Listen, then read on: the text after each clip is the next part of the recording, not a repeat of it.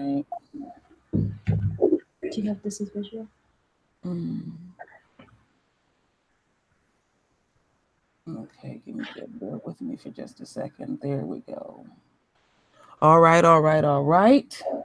How's the royal family? I pray that everyone is doing well, and we are on Cabrera Santana Facts and Fire. And this evening, we are interviewing Taj and Brandi Jackson. And what I put is defending Neverland and Michael Jackson. And I want to give a special shout out to Nicole's View. Nicole, thank you very much. You're so sweet and dear, and I thank you for assisting me and Lisa Cabrera for getting this on this interview. So we're gonna get started. I'm gonna put Lisa Cabrera on the spot. You can ask them the first question, my queen. Well, I want to thank both of you for being here. It is, believe me, it is a pleasure to have you here.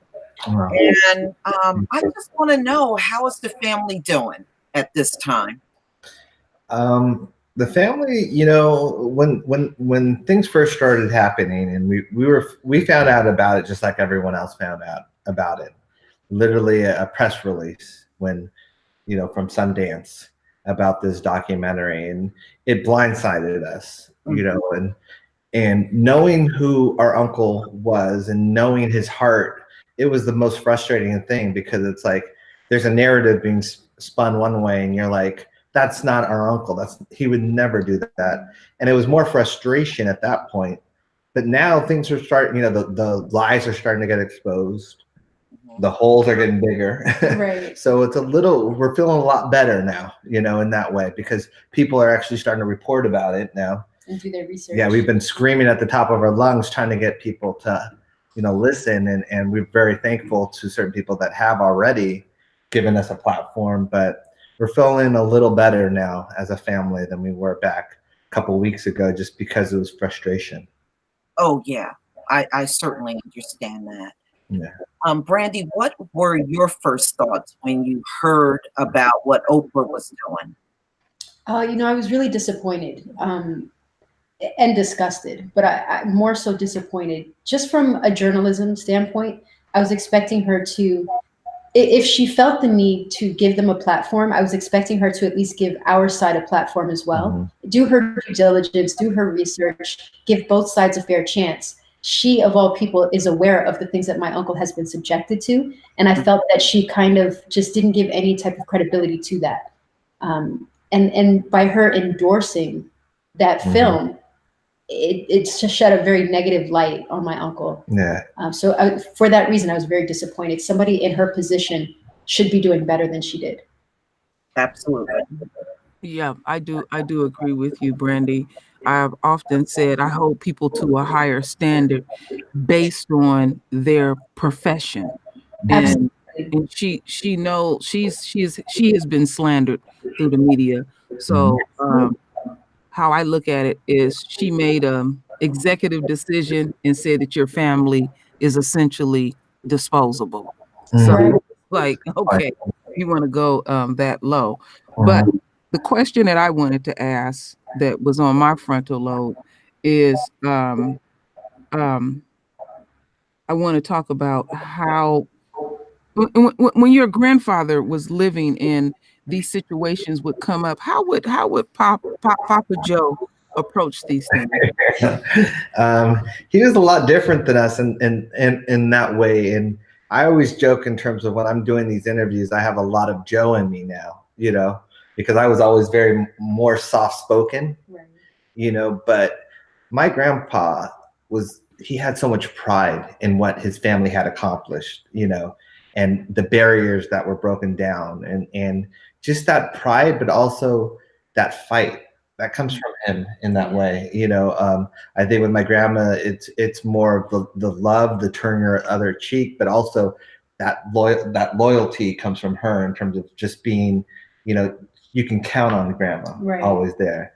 But you know, if you need someone to have your back, that's where grandpa came in. Right. There was a good balance. It was a great balance. And I think that's the thing in terms of, you know, I can say that my grandpa died proud, of the name. And just like I'm so proud of the name right now, it's like, we've done so much in that way. And it's like, I know that he would be fighting right now. Yeah. Okay, that was the question I wanted to ask. Go ahead, Lisa. Okay. When you both were growing up and you started to realize for the first time how big the family was, and what they meant to the public, how did you feel about that? Yeah. Well, for me, before I was born, they had already established that.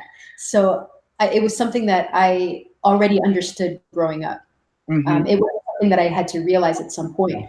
But I think for me, more significantly, is something that I realized how influential they are by seeing the masses and how people reacted towards them.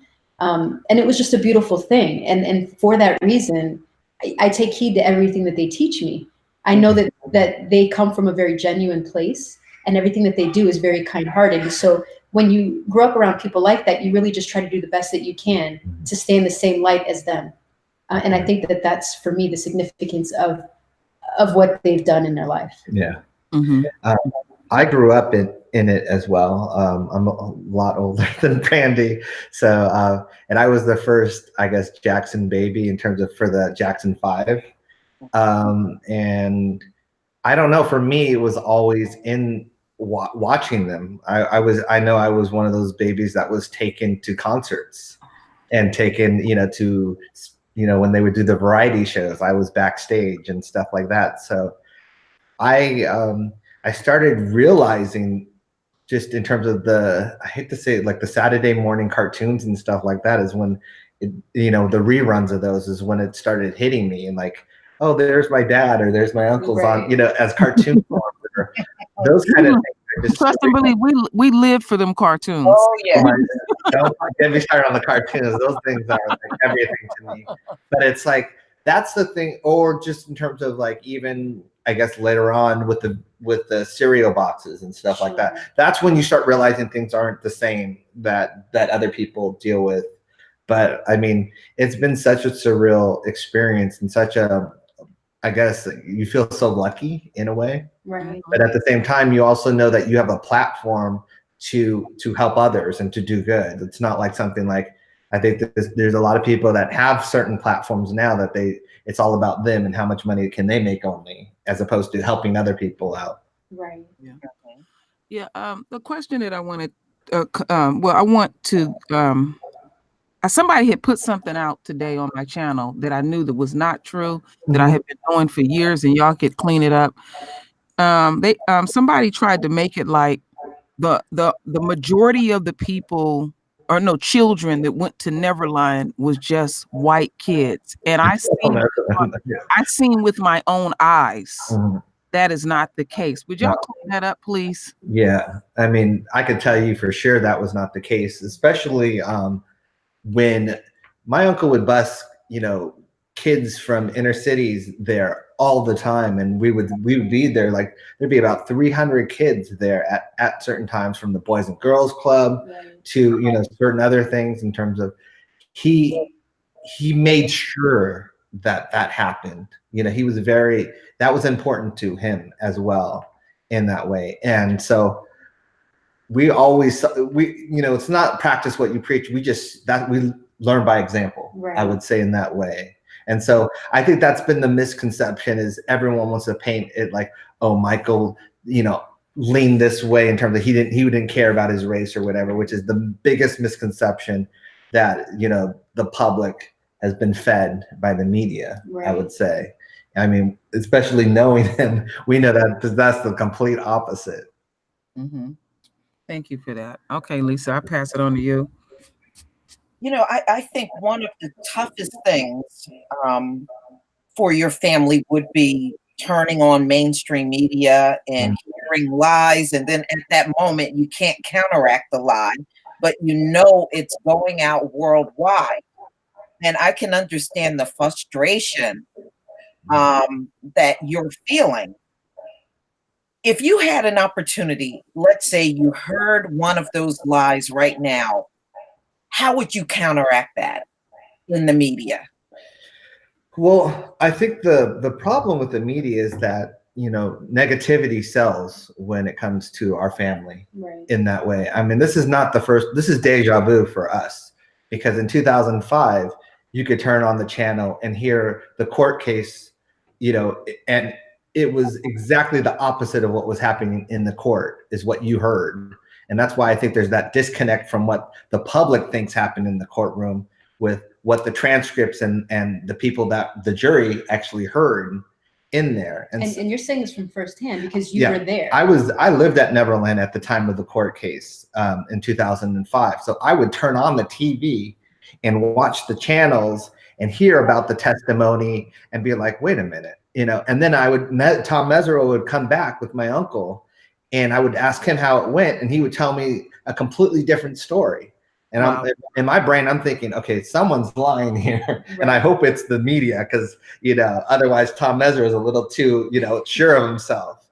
You know, come to think of it, it was Tom Mesereau was the one telling us the truth, that basically all these people were lying under oath, and the media was the one not reporting it. And so this is just deja vu, in my opinion, because it's exactly the same scenario. They don't want to hear the truth. They have their own narrative right now. Yeah. So, how is Michael's children dealing with this? I know this is, you know, new to them. You know, I know they have a great support system, but I'm concerned about, you know, I'm concerned about them. I'm concerned about your grandmother. Yeah. I just want to know, you know, how they're doing overall. Yeah, I can speak that they definitely, this is hard on them. This is their dad, you know, and at the same time, I think it's more hard when you realize that certain people are buying into the lies, you know, and certain people that you thought, you know, would be more objective, you know, certain celebrities that are talk show hosts or this or that, and they're starting to believe it and they're starting to spread it. That's when it becomes really painful in that way. And don't forget, you know, well, we call him BG now, but you guys might know him as Blanket. He goes to school still, you know, so he has to go to school with all this, with all these lies. And you know, Prince, he you know, is in college right now, so he has to go to school with all these lies. So it affects us, you know, the same way. And I heard someone, it was some other newscast or whatever, and they were talking about someone else, high profile, and they're like, but don't forget their kids have to go to school. Right. And, you know, we have to think about the kids and and I was like, well, you guys don't, you know, and I was thinking, if they thought that way about our family, because they don't, you know, they don't give us that same respect. But they don't give a damn. They don't give a damn. Yeah, and it was just to give you reference, it was about that college payout thing. Oh, absolutely. And they're like, but what about the kids? The kids are so innocent and they have to still go to school. I'm like, yeah, they don't think about our family when it comes to those kind of things. Exactly. Yeah, true. Exactly. True. Well, how did you feel when you realized Oprah's attempt to drag your uncle's name failed, and she didn't even get 1 million views on Leaving Neverland? Yeah. I mean, on one hand, it's slightly relieving, you know, that the attempt was failed. But on the other hand, it's hard to say that it was failed in this country. The way that the media portrays it. Yeah. There's a lot of the general public who still believes what they saw on Oprah because she validated it. So it's a catch-22. You know that by the numbers that it actually failed, but it served its purpose. Yeah. Their message was made. I think a lot of people. Yeah. What I call it is damage is done. Exactly. Yeah. And I think that was the purpose of it. You know, the bullet was already shot, and that's what bothers me about the Oprah thing, is that she validated it before even people got to make up their own mind, because people heard there was going to be a special on Oprah before they even had seen it. Right. And so it almost made more people go see it so that they can see the special in a way. And it was all stacked up again. I mean, she had some sexual abuse survivors in the audience, you know, it was made up. So the way that it was framed was almost like, if you don't see this, or if you see it a different way, then you're wrong in a way. You're not seeing it the correct way. Not one person has ever challenged these two boys. No. nobody has challenged them with what they're saying. They've presented no type of facts, no type of evidence, and they're not even being challenged. Yeah, that's something that I noticed. It seemed like there's a protective wall around them. Yes. You know, if you put them separately in a room, their story would fall all apart because they need each other to bounce off of each other. On top of that, the other question that I wanted to ask pertaining to Oprah, what what make you think why she would even pull this? What do y'all have y'all came to the conclusion? What was her end goal? What was her purpose? Because see you now, you know, like my main channel is called The True Royal Family, and something that my dear father said about your family. He said in the entertainment world, the Jackson family is royalty. So it's like you're going to disrespect them like that because y'all. One thing that I do know about this family is you don't hear about but drug abuse. You don't hear about going in and out of jail and all this type of stuff like that. And so you would have to, every time I hear something about this family, somebody always is making up something real big and enormous and ridiculous. And you tell that it's ridiculous. So what was y'all thoughts about that with Oprah? I unfortunately wasn't surprised. I wish I could say that, you know, something different. I know that when my uncle's trial in 2005, she did one of her shows was on sexual abuse, you know, during the jury selection time period, you know. So it's like there's something about that just was always fishy to me. And we just didn't trust. I mean, the ones that were close didn't trust her in that aspect. I can tell you that, you know, she crawled around when, you know, she wanted that interview with my grandma and the kids, you know, claiming Michael was misunderstood. And she talked a great game and got their confidence back to the point where she got that interview. And I think she just does what she needs to do to get the interview or the ratings. You know, she'll say whatever she wants to say. And I think that she felt, just like when she did the original interview with my uncle, it, you know, it broke records. It was a rating, you know, and so, you know, everyone always wants to attach their name to Michael Jackson, and that's just, you know, Oprah's no different. And she, you know, she thought by attaching her name and trying to be the one to drag him down completely, she can make a name for herself. But what she didn't realize is that Michael Jackson will always be bigger than Oprah Winfrey. Oh, wait, it's worldwide. Yeah. There's no doubt about that. And I think I don't think she realized it to that point, you know. Michael Jackson is worldwide, and you're 100% right. And not only that, I think she didn't count on, you know, a lot of the Black community supporting the family. You know, I think she thought her pull was a little different in that way too, you know, and someone misinformed her about that aspect of it. And so we're just so appreciative that, you know, it didn't go that route where it's like 90% of the people believe. We're out here fighting for y'all too. Yeah, you know, I know it's a lot going on that y'all have to deal with behind the scenes, but people have such utter disgust. I mean, it's like I can't convey to you the disgust. So it's like people like, I'm taking up the charge. I'm going to investigate for this family. We love the Jacksons, you know. I hate that this is happening. I hate the sheer disrespect, especially for Catherine. She, you know, she's so up in age. She don't need this. She really don't need this. And it bothers me that they take our heroes and they try and tarnish them to the point so that we have nothing to look forward to, or to aspire to be. Yeah.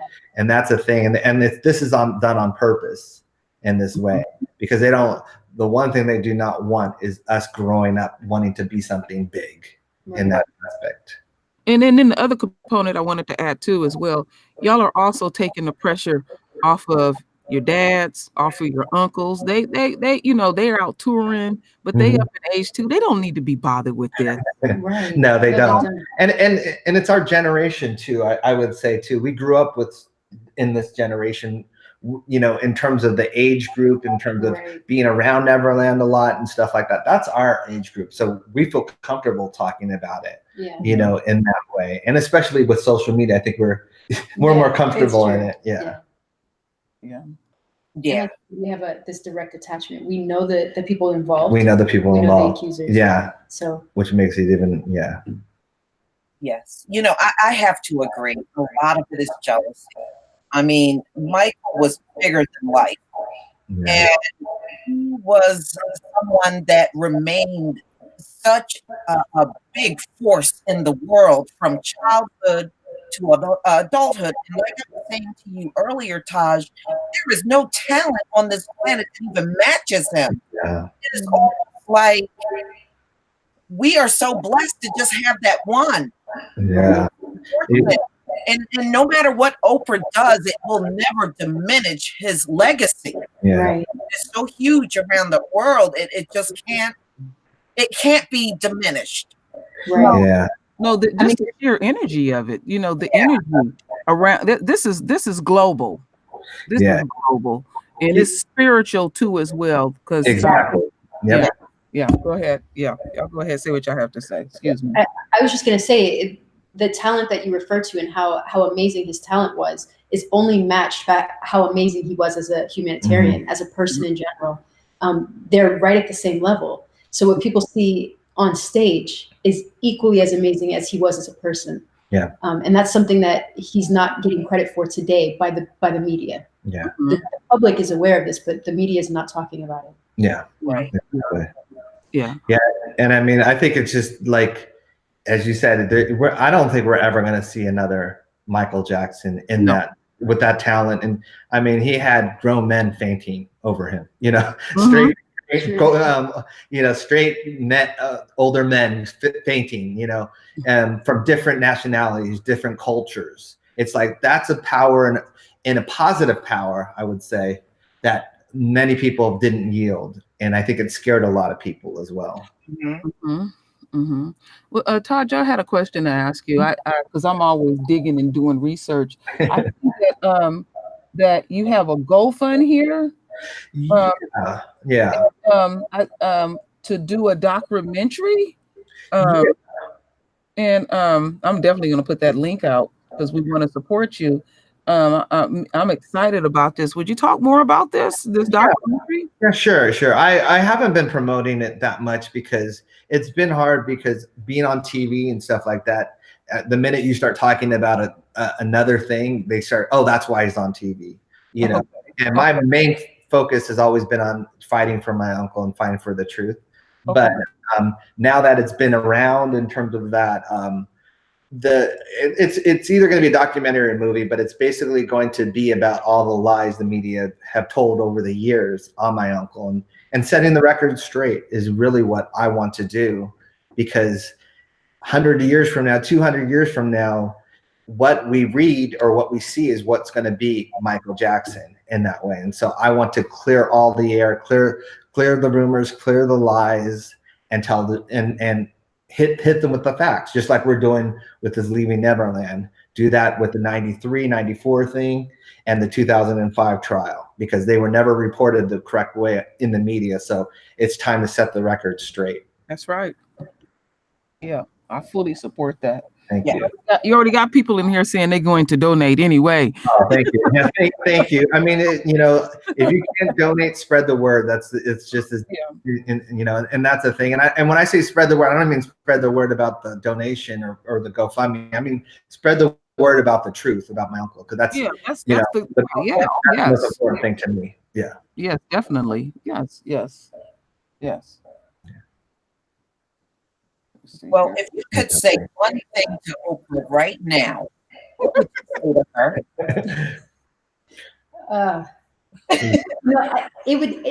I would tell her how I feel about what she did. I would express my disappointment and why I'm disappointed and how she's let the public down. Not just our family, but the entire public, the people that watch her and go to her for true journalism. She's got a position to uphold, and I feel like she let people down with that. Yeah. I figure I hear you on that. I fully hear you on that. So, just a question that I wanted to ask you, Brandi, because I've been watching quite a few of these interviews, and you said something real key. I can't tell you what interview it was. Um, some people didn't know that one of these guys that you dated, and you were saying that when you date somebody that long, you said there were certain questions that were asked where he was literally holding back, snickering and laughing. Would you talk about that, please? Yeah. So what you're referring to is the things where I saw him holding back were in the film and Leaving Neverland. Mm-hmm. The claims that they made were so over the top that even he knew that they were almost, and I mean this loosely, but they were almost laughable and comical. And again, I mean that loosely because it's very serious and very sad that. But coming out of his mouth. Yeah, they're coming out of his. It was. I'm gonna just put a little dirt on it. It was some total bullshit. Thank you. That's really what I'm dancing around. I'm trying to be, correct with my language on your show. I don't want to be disrespectful. We cuss so bad on our channels. Okay. That's basically, that's the sentiment that I have. And like you said, when you know someone for so long, watching this, he was so transparent for me. And I could tell he was really trying to hold back because my uncle would never do the things he's saying. He's the complete opposite. And so it is almost funny. I'm going to tell you that there were times where I actually found myself laughing just because it's so ridiculous. And Wade knows that this is ridiculous. And he's getting away with it. He's fooling the public. People feel like, oh, look at, he's trying not to cry. No, that fool's trying not to laugh. Because he knows he's about to dupe the entire world. I knew he was scamming when I heard the amount that he was suing for. Millions of dollars. I mean, it's almost like it was blatant that he was lying. I've never heard anybody do such a thing, and especially the astronomical amount that he was requesting, billions of dollars. Well, he was doing tributes up until a couple years from it's like he had been doing tributes. It's ridiculous what he had done, and then to make a U-turn and say, oh, now I realized what happened.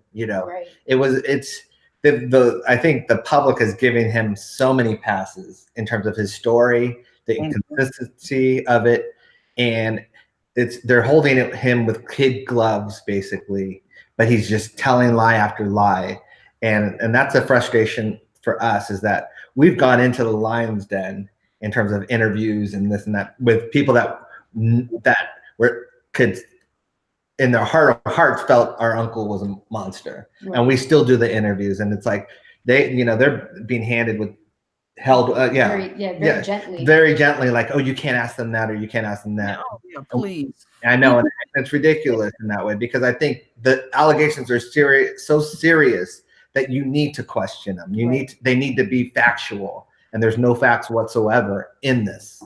Well, it's like, I'm glad that you're mentioning that, because misconceptions that people have about your family is like, things are set up in the family in such a way that some people in the public think, well, y'all don't work, y'all just siphon money off of Michael's estate, and the estate, I said it to nauseum, that estate is set up for his children and naturally his mother, rightfully so. And y'all going on about your lives and stuff. And I guess these people just figured, well, I want to siphon some off too, since his family is siphoning off some, too. It's just these people have what I would call, that y'all have let in your private lives, a sense of entitlement. Because I was even literally shocked when I heard Brandi was talking about when your uncle passed, Wade's mother was like demanding that she could raise his children. And I'm like, who is these nuts? That's So, one thing that I'm very adamant about, because I hear what Brandi is saying, you have to be responsible, because, we put up videos. I don't go by rumors. I do research, more. And you got to be, it's like, oh, okay, we'll just be real sloppy. And then we'll find out the truth. We'll gather that back up. Damage is done. And then you're doing this, and see that you got to put the racial component in it. You're doing this to a black family. You're doing it for Black people. So it's like y'all always expendable. And I don't like that. That's why there's a strong need for Black media that is doing it correctly. Right. Yeah. Yeah. Yeah. 100%. Yeah, definitely. Yeah. Yeah. But I also take offense to the fact that Oprah wants to talk about this type of, the subject matter, but she in the past have admitted that she was sexually abused. But it's amazing she don't want to put a documentary out about that. Yeah, or their friend Harvey Weinstein. Oh, that's the thing. Lord. It's like talking about that with his Lord.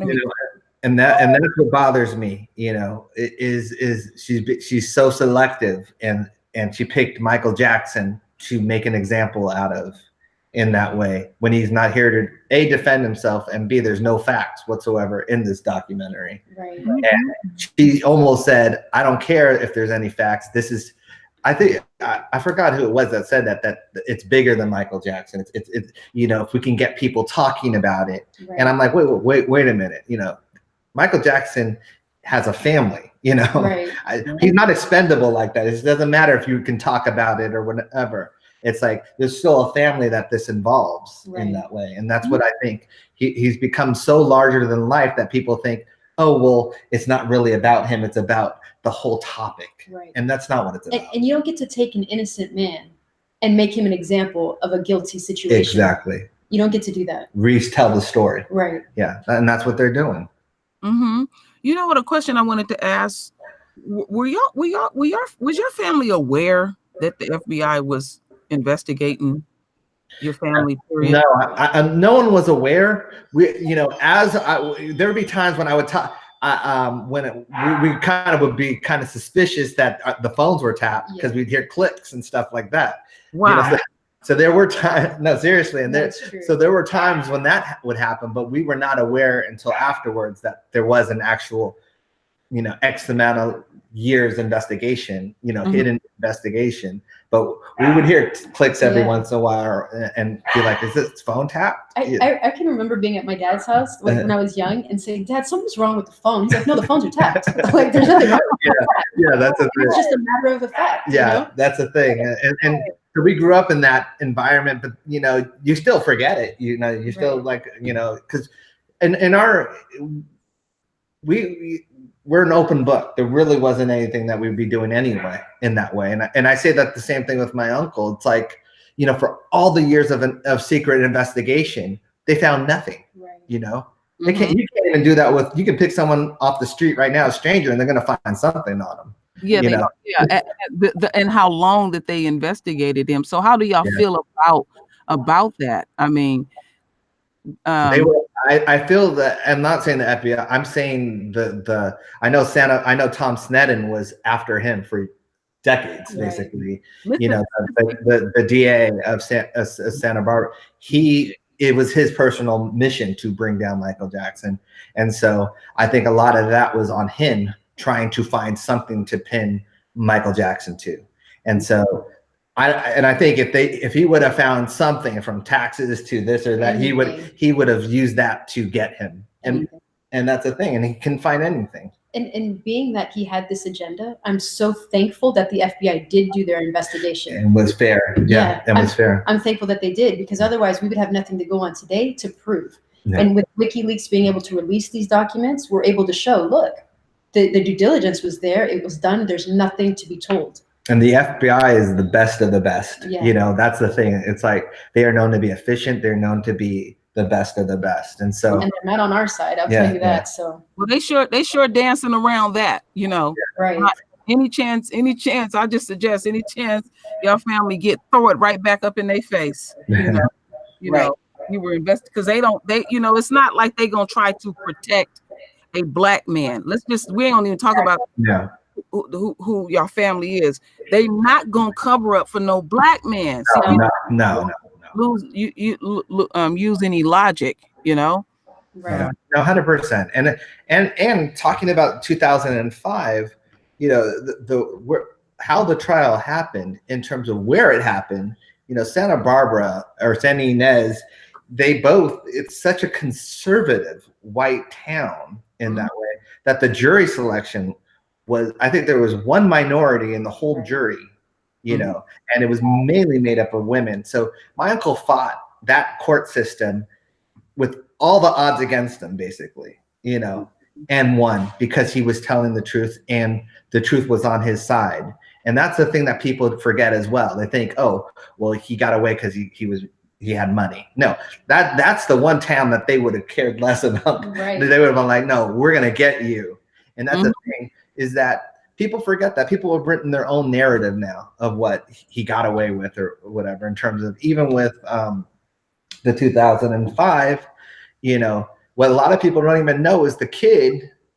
It's so crazy when the Martin Bashir thing happened, that documentary. Their whole thing is that the abuse happened after that. So after all the scrutiny of the Martin Bashir, that's when my uncle decides, I want to molest this kid now. Oh Lord.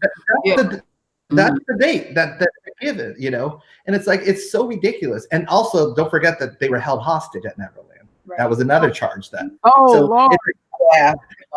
You know, or they didn't know what time it was when there's a big clock on in the train station, you know, in the grass of the train station, and the mother, you know, is leaving the town to go do her nails and stuff like that. This is all stuff in the court, you know, that the media never reported. It's ridiculous. Yeah, the court of public opinion can be really, it can be really rough. Now, during the time when, you know, it was the buildup of leaving Neverland, there were announcements out there about your uncle's music won't be played on radio stations around the country. I'm sure you heard about that. How did you feel about that? I was really upset by it, specifically because of the fact that, like we said, there's nothing said to make him guilty. There's nothing, nobody has been able to present anything to even give a slight chance that Michael is guilty. Quite the opposite. The more you dig, as Taj says, the more you dig, the more you find out how innocent he really is. So to take him and just all of a sudden try to mute him and act like he's this horrible monster, I think is wrong. Yeah. He was such a sweet and an amazing person. He should be remembered that way. Yeah. Not remembered as this horrible pedophile monster. Yeah. Well, I think that also the thing is that it's funny how they don't mute other artists or, you know, musicians that have been known to have facts behind them in terms of that. So to me, it was very selective in that way. It was almost like, we're going to try and mute Michael Jackson, but don't look over here where these are some people that really have had histories of this, or have been known to, you know, marry or date underage people. I call it the fake selective outrage in the media. You know, there's some people that have done some really disgusting things, and they're you don't question them about anything, and they can just continue on with their life. But then when it comes to unquote Michael Jackson and that racial component in there, then they do all this ridiculous stuff. And I've seen them do this stuff before, where they don't play his music, and then when they not making that money, oh, that music pops back up again. That music fiber of this it's global. It's not just it's global. It's global. So they can't stop it. Whatever this entity is trying to do, they can't stop it. It's not working. It's not working. And I can tell you the Vegas show is completely sold out still. The numbers on Spotify are even higher than they were before. It's like everything that they're trying to do is backfiring in that way, you know? Yeah, America has a long-standing history of being obsessed with Black male sexuality anyway.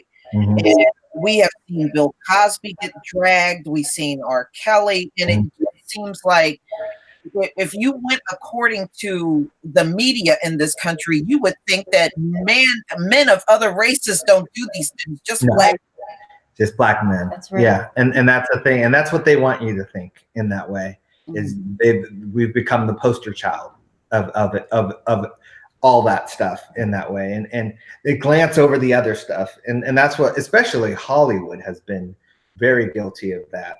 You know, there's been some stories throughout the years that I've come across, and they just slightly get glanced over in that way. And that's what's frustrated me more, is that the media has been compliant with that. Well, the one thing that I can tell from the time of that trial, and then the space and time that we are in, and the type of technology, now you can go on your own and debunk a lot of this stuff. And I always see the beauty in something, even when it's at its worst. It's bringing the royal family back together. Yeah. It's bringing us back, because we're like, no, no, no. Now the public can get out here and speak. We can throw up a channel and say, oh, hell no, that's Yeah. not happening. And there would have been a space and time we wouldn't have been able to even reach out to y'all. Yeah. And they would have just ran with their narrative. And this is what I'm loving about the next generation, that because I've been listening to a lot of different y'all family members. Y'all pissed and y'all saying whatever y'all freely want to say. Yeah. You know?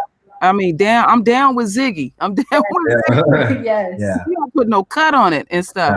So that's what I like now, that even though they might have caused some type of damage, no, y'all carrying the torch, and we're gonna support y'all to keep that torch lit, and y'all get out there and do what y'all have to. Y'all grown, because I know you, like I said again earlier, I know that your uncles and dads are tired, so it's like, go ahead, y'all just deal with it. It's a different generation too. I think the thing is that they have a lot more of the turn the other cheek or ignore it factor of it. I think that it's more of the ignore it, like don't give it any light, don't give it any fire, but those days are over with. If you don't say something, people assume the worst. Yeah, they think they can just beat up and bully on your family. Exactly. And so at some point you have to start swinging back, and that's what we're doing. It's like we're tired of taking the licks. We're going to start swinging back, and we're swinging back with a lot of support behind us, which is what we're appreciative of. It's not only us doing it. It's channels like you, or it's the fans. It's everything. It's the network of like almost saying we got your back. We're standing for the truth as well. And I think that's so helpful, because I can tell you, if we thought we were all alone, it would have been a completely different story. But we were very much embraced in terms of something doesn't add up here, and we're not just going to take Oprah's word for it, just because she says it's true. We have to use our own eyes and ears, and that's what people have been doing. And it has been that. Yeah, it's not that they're not doing it blindly, like you said. They're not doing it just because they're a fan of the family or a fan of Uncle Michael. They're doing it because they've researched it and they know the truth. And just like you guys have dug into it. You've done your research, and that's why you're able to stand up. Yeah, I think also my uncle is one of the few people, and I've said one of the few people in life that actually the more research you do, the more you realize he's innocent. You can't do that with a lot of people. The more you dig, the more you're going to find something negative. My uncle's the complete opposite. The more you dig, the more you realize, oh my gosh, he was framed here. They lied about him here. This is the truth here. And so that we welcome people to look on the internet and look for the truth, look for the facts, look for the transcripts. The truth. When I say truth, I mean transcript, like things like that, not rumor sites and tabloids. Yeah, I'm talking about like transcripts, court documents, like those kind of things that can't be changed. Well, they didn't factor that in. That's what I call it Big Brother, and they didn't factor in. They've been abusing your family for so long. They did not factor in the next generation. It's like, okay, I didn't grow up in this shit. I'm tired of this shit, and I'm fighting back. And then on top of that, what they didn't factor in is that there are many fans out here online, and we're like, no, no. Enough is enough. I trust and believe when this will die down eventually, they will approach y'all much different next time, because they know y'all gonna come out swinging. And I'm happy about it. And at the same time, we're not letting our foot off their neck either, because I think that was the mistake last time, is letting them get away with it in a way, because Wade popped his head up in 2013, and we took our foot off of his neck when everyone was calling him a scam and all that stuff. We thought he'd go away. Well, he didn't go away. He came back with a different approach, because he's not used to doing things on his own and making his own money. So he's got to, that's his problem. As you said, entitlement, privilege and entitlement. And when you're privileged and entitled, you feel people owe you stuff. You don't feel like you have to work for stuff, and that's the difference. Yeah, like billions of dollars. Yeah. Exactly. Yeah. Well, one thing that I wanted to say is that we're getting, because I want to respect your time, and we're getting close to that. And Lisa, is there any closing remarks or anything you want to say as before we get up out of here? Oh, absolutely. Let me tell you, when I realized that leaving Neverland got under 1 million views, I got up that next day and put my video out doing my victory lap again. I was happy about that. And I just want to say thank you. I've been a fan of your family for a very long time, from childhood to adulthood. And I enjoy even the music from different generations within the family. You've been a great inspiration, not only to the Black community, but to the world. Thank So you. I thank Brandi and I thank Taj for being here and giving us an opportunity to have this conversation with you. Yeah. Thank And you. the way I want to leave it is there anything that Brandi or Taj want to close with? And before you say that, I want y'all two to know um, this ain't the first time, because I'm always researching. It's not like, oh, we're just gonna interview the family one time. I want to know what's going on with y'all later on, and it don't even have to be about what's going on with your uncle right now. That's on the forefront. I'm rooting for the documentary and everything like that. So it's just you. like I'm concerned about the family, because when I emailed you back, Taj, I meant what I said. Even if you didn't grant the interview, I was really, and I'm still really concerned about the family, and especially the children and your grandmother. But I just want to let y'all have the last word with the closing remarks. Yeah, I'll start because I always end it. Sure. So it's I'm so proud of, just in terms of the name, but also I'm so thankful of the community in that way, in terms of supporting not only us but my uncle as well, and not believing all the BS that you're reading and hearing, and also standing up for them, doing your own channels, or there've been people doing their own videos or their own research, and we see that, and I think that's what we feed off of. If that's what gives us energy and gives us hope, is that people are listening and people are doing their own thing in terms of the truth. And so I'm just so thankful in that way, because I could tell you, if it was quiet, it'd be a different story. I know, for me at least, I'd still be out here doing it, but it would be, my attitude wouldn't be as, Right. I don't want to say happy, but I see a change in the wind, I would say. Right. And I'm welcoming it. Mm-hmm. And what I would like to say is very similar to what Taj is saying. I'm just very thankful that people didn't become lazy and just say, I'm not doing any research. I don't need to. This is what it is. We're thankful for platforms like you, who give us a chance to speak and give us a chance to talk this out and show the different sides of what really is. And then people going home and taking what we say and researching it for themselves. Mm-hmm. We're not asking anyone to ever take what we say for face value. We want people to look at these things for themselves. So for that, we're all very thankful. Yeah, 100%. And like you said, the people behind us have been very supportive, sending us messages along the way to keep fighting, and that really does help. Mm-hmm. It's inspiring. Yeah, great job. Yeah. We greatly appreciate y'all and stuff. And I know this is stressful and everything. So I just pray that y'all don't have to keep going through this. But I know y'all fighters, and y'all have supporters out here. Y'all know it, and everything. So we are at the conclusion of this, my royal family, and I wanted to say that share this video, get it out everywhere. I don't care where it go. Don't ask me. Just get it out and everything. And I appreciate everyone. So Ashe to the royal family. So I'm gonna click this off quickly.